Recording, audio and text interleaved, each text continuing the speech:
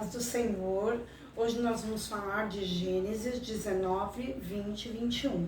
No começo desse capítulo, anjos em forma de homens vão para a casa de Ló, que estava morando na cidade de Sodoma e Gomorra. Quando ele vê aqueles homens, ele já se prontifica a fazer o melhor que ele podia, porque ele entende que aqueles homens são de Deus para a vida dele. E ao mesmo tempo, as pessoas que moram naquela cidade, os homens daquela cidade, eles entram e querem chegar até a casa de Ló para tomar aqueles homens para si, para abusarem realmente daqueles homens que seriam os anjos do Senhor. E Ló fica desesperado, porque ele sabe que aqueles homens são homens de Deus. Ele chega, no momento de desespero, a oferecer até mesmo as suas filhas, para que aqueles homens não tomem os anjos do Senhor. E aí essa foi a primeira coisa que me chamou a atenção. Aqueles homens são homens de Deus, e ele sabe que são homens de Deus. Então, assim, do mesmo jeito que o diabo também sabe que são homens de Deus e quer impedir que aqueles homens cumpram aquilo que eles têm com Ló naquela terra. Na nossa vida é do mesmo jeito. Quando tem pessoas muito de Deus chegando até nós, o inimigo ele tenta levantar pessoas para impedir que aqueles homens ou mulheres de Deus cheguem até nós para trazer o bem de Deus para a nossa vida. Por isso que é muito importante nós tomarmos cuidado com o local que nós vivemos, com o lugar que nós caminhamos, para não acontecer de nós termos do nosso lado impedimentos, porque nós estamos decidindo estar no lugar errado. Entende como isso é muito sério? Nós precisamos tomar muito cuidado para andar de acordo e no local onde o Senhor quer, para que seja favorável que o anjo do Senhor ou que os profetas do Senhor cheguem até a nossa vida. Quando esses homens de Deus falam com Ló e eles conseguem se desvencilhar daqueles homens da cidade, os anjos falam para Ló assim: olha, pega a tua família, tua mulher, tuas filhas e nós vamos embora daqui agora.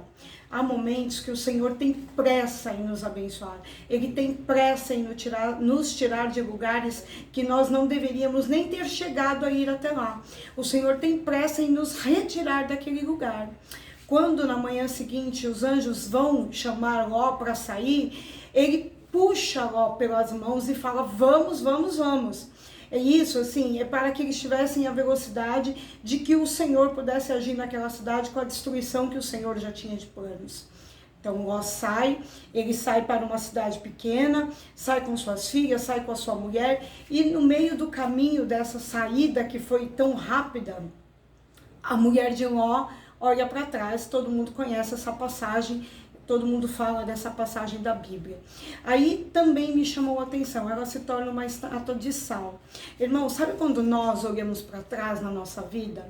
O tempero da vida, ele é bom. O tempero, o sal, ele é bom. Mas se ele é demasiado, ele não traz sabor. Ao contrário, ele nos tira o prazer daquela comida. E isso é quando nós olhamos para trás. Quando nós olhamos para trás, com o que poderia ter sido, com o que fizemos de errado, com o que nós não acertamos, com aquilo que nós fizemos e que não deveríamos ter feito, nós trazemos para nós uma amargura, nós nos paralisamos também. Porque naquela época, porque naquele lugar, porque naquele emprego, era tão melhor, era tão bom, e aquilo traz amargura para a nossa alma. Então, quando o Senhor falar para nós sairmos de um lugar, nós precisamos ter certeza da voz de Deus e irmos embora. E o que ficou para trás ficou, porque com certeza o que Deus tem lá na frente é sempre algo melhor. Então não podemos nos prender naquilo que já se foi, amém? Quando o Senhor segue nesse capítulo falando sobre o que estava acontecendo na vida de Ló, ele fala que as filhas de Ló entram com ele dentro da caverna, que é onde Ló fica escondido, por conta da destruição que está acontecendo na cidade de Sodoma e Gomorra, e as duas meninas combinam entre elas que elas vão enganar o seu pai para que houvesse descendência do pai delas na terra. E aí eu vou fazer uma outra aqui paralisação para nós refletirmos. Vocês já perceberam que quando nós queremos errar ou quando alguém quer errar, a pessoa sempre arruma uma desculpa? Elas falaram entre elas: não, nós vamos embebedar o nosso pai, nós vamos enganar o nosso pai, mas é só para que ele tenha uma descendência. Você acha que Deus estaria nisso? Obviamente que não, mas isso também mostra que foi realmente pela misericórdia de Deus que o Senhor salvou a família de Ló. A Bíblia até fala que Deus lembrou-se de Abraão e por isso guardou a família de Ló. Porque olha o caráter das filhas de Ló, olha o que elas pretendiam fazer para que elas pudessem então se deitar com o pai, para que elas pudessem ter filhos. Então não há mentiras que sejam usadas por Deus para o bem de Deus. Nós precisamos discernir isso, separar isso e pedir ao Senhor que nos faça andar conforme a sua vontade e não a nossa própria. Porque quando nós agimos na nossa própria vontade, fazemos umas coisas horrorosas como essa. Olha que tamanho de pecado que elas atraíram para elas mesmas e também para os seus pais. Tá certo? Que a mãe dela já tinha morrido, que era alguém que se importava com aquilo que ela possuía. E o pai ali se enganou com elas também. Na sequência desse capítulo também o Senhor fala que nasceu ali o filho de Isaac, filho de Abraão, que era Isaac, com a Sara. Só que antes de que isso acontecesse, Abraão está lá na sua peregrinação e ele chega ao reino de Abimeleque. E com medo do que poderia acontecer com ele, ele fala que Sara é irmã. Veja, quando o Senhor te mandar fazer algo, quando o Senhor te mandar ir para algum lugar, a gente não pode ir com tantos medos. Isso eu estou falando para vocês e eu vou confessar que é muito mais para mim do que para qualquer um. Nós temos tanto medo que às vezes a gente quer meio que acobertar algumas coisas, quer tentar fazer diferente outras. O Senhor não trabalha no meio do erro, do engano. E isso desde o comecinho de Gênesis ele está falando. Ele não precisaria mentir que Sara era sua mulher. E tanto que o Senhor aparece a Abimeleque em sonhos e fala, olha, graças a Deus você não tomou essa mulher como sua. Mas seria um problema, porque ela não é irmã apenas, ela é esposa desse homem, a esposa de Abraão. Mas o Senhor reconhece Abraão como profeta e fala para Abimeleque, chama ele, fala que você sabe que ele é profeta e ele vai orar por você. Então aqui é outro momento de reflexão. Irmãos, o Senhor ele tem planos para mim e para vocês. E esses planos ele vai cuidar para que tudo dê certo.